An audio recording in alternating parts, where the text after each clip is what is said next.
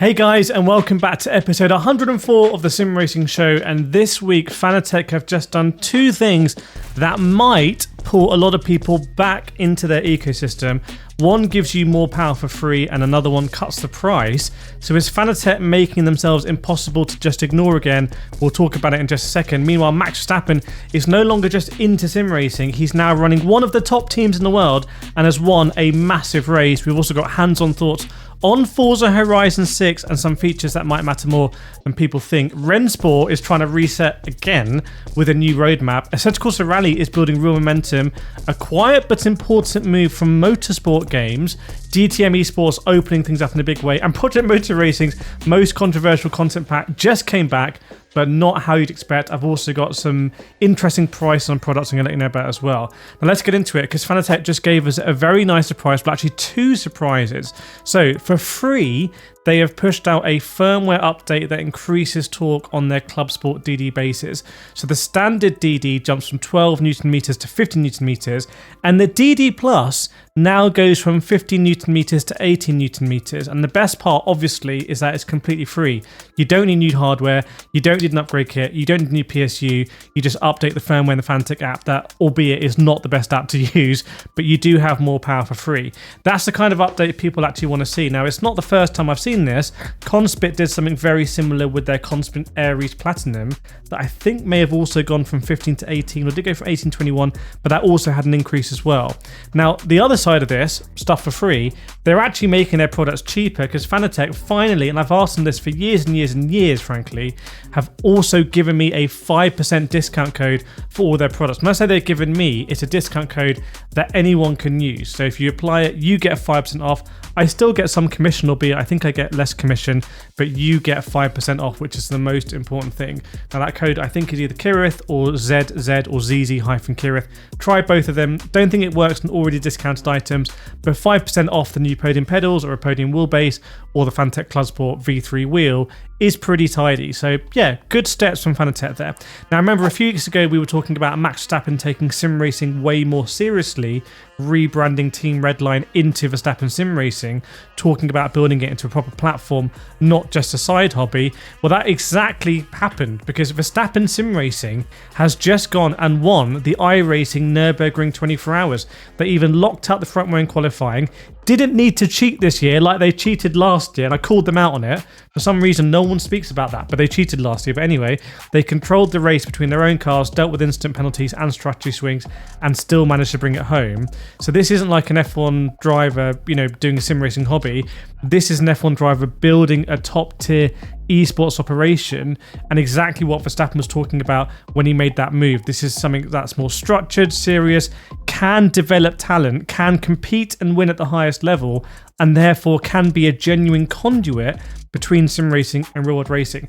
I personally am doing more real world driving. I was at Brands Hatch last week, I was at Castle Combe the other week, I'll be at Silverstone soon, so I'm also doing this kind of sim racing to real world. It's happening. And with Verstappen Sim Racing, we've seen it with Chris Lullum. We've seen, unfortunately, Drago Sim Racing, who I understand had Taylor Barnard in their books, if I remember. They've ceased operations.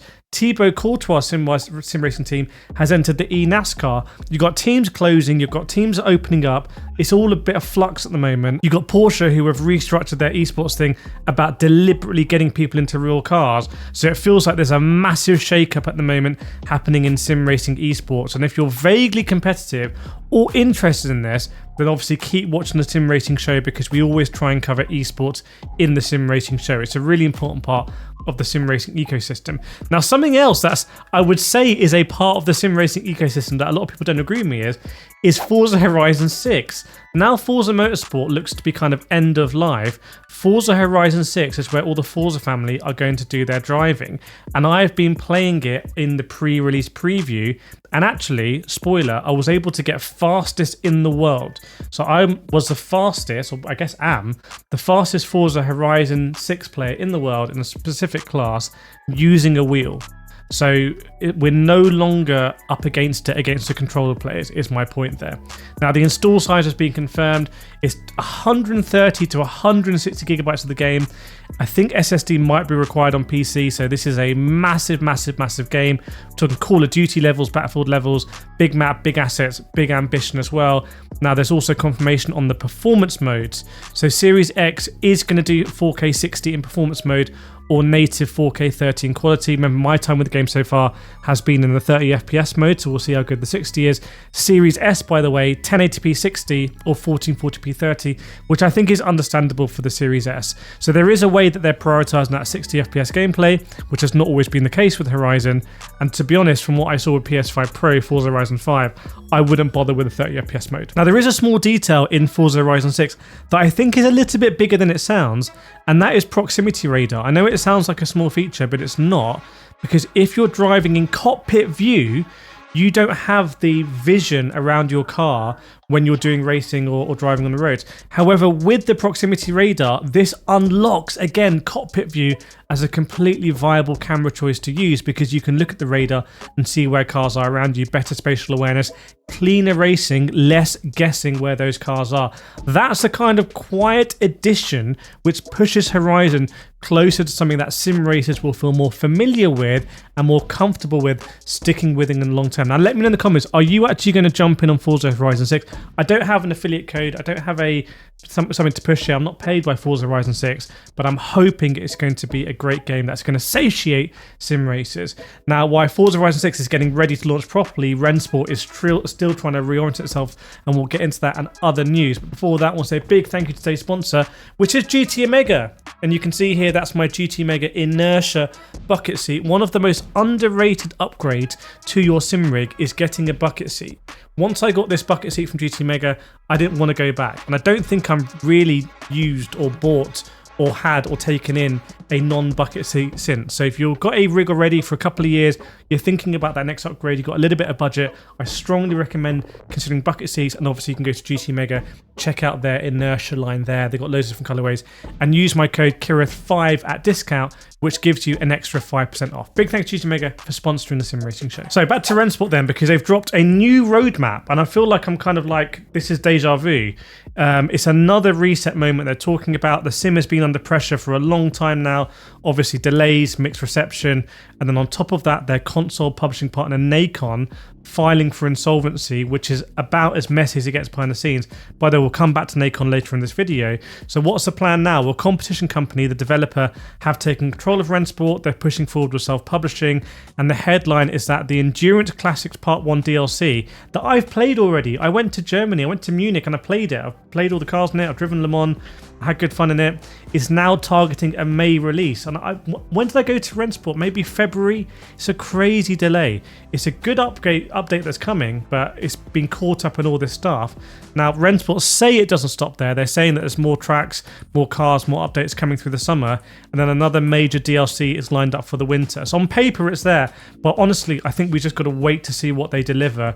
There's a lot of competition in the sim space. Rennsport needs to reorient itself and start releasing content, and then we'll talk about it more on the Sim Racing Show. So from a sim trying to rebuild trust to one that's actually doing those updates already, because Assetto CorsaRally just had a big week. We got the Group A Subaru Impreza, so the proper Colin McRae rally era energy there, and the Peugeot 306 Maxi, which is one of the cars that shouldn't have worked as well as it did, I guess both in real life and in the sim, but they did anyway. And they didn't just drop the cars and call it a day, they added also wintry conditions to Wales and Alsace, which completely changes the whole driving experience there. I tested the update before launch. I was surprised at how much I enjoyed the Peugeot 306. Obviously I'm a massive Peugeot fan, Peugeot factory driver, driving my RCZ at real circuit, but I had a lot of fun. The thing that annoys me the most about Assetto CorsaRally is that the force feedback was the best for me in the 1.0 version, okay? And as soon as it did the first update, I lost a ton of that force feedback, and I've never really got it back. And if you feel the same way, let me know in the comments, because if you feel the same way, I want to make a video about it, or maybe I'm just imagining things, but I'm certain the force feedback was so much better in the original version, felt really detailed, and now it kind of feels a lot more smooth through the steering wheel column, which I'm not a massive fan of. Now let's switch over to something a bit more behind the scenes, because Motorsport Games has quietly made a move that says a lot about where they are right now, because they've repurchased 900,000 shares from Driven Lifestyle Group worth nearly $4 million. This is the news that you only get at the Sim Racing Show when it gets properly financial. Now that does show confidence buying back shares. It's a company that's had a really rough time financially, like properly rough, like almost written off rough. But now, off the back of Le Mans Ultimate gaining traction, they're starting to take control again and invest back in themselves. So it's not really a flashy headline, but Le Mans Ultimate, Motorsport Games going from strength to strength. I understand that PIMAX is one of the biggest investors, by the way, in Le Mans Ultimate. Maybe a really shrewd investment from PIMAX. Now, from big business boost to esports doing something a little bit different, because DTM Esports is coming back in 2026, and there's a $75,000 we're not there yet, I'm in Cyberpunk, 75,000 euro prize pool on the line, which is already solid. But the big change is accessibility. Now, I admit this is very confusing, because I've told you about DTM on iRacing, about the series they're doing in the evenings. That's been really great. But DTM Esports stays on RaceRoom. And for the first time, it's open to everyone through RaceRoom's ranked multiplayer system. So instead of being a closed top level only competition, anyone can jump in, race, and work their way out through the splits. Sounds potentially even more kind of open than Gran Turismo Esports, and it's also very similar to obviously how iRacing handles this big event. The series runs across 5 rounds starting from May 30th, and it builds up to a live land final. So if you're on RaceRoom, worth having a shot.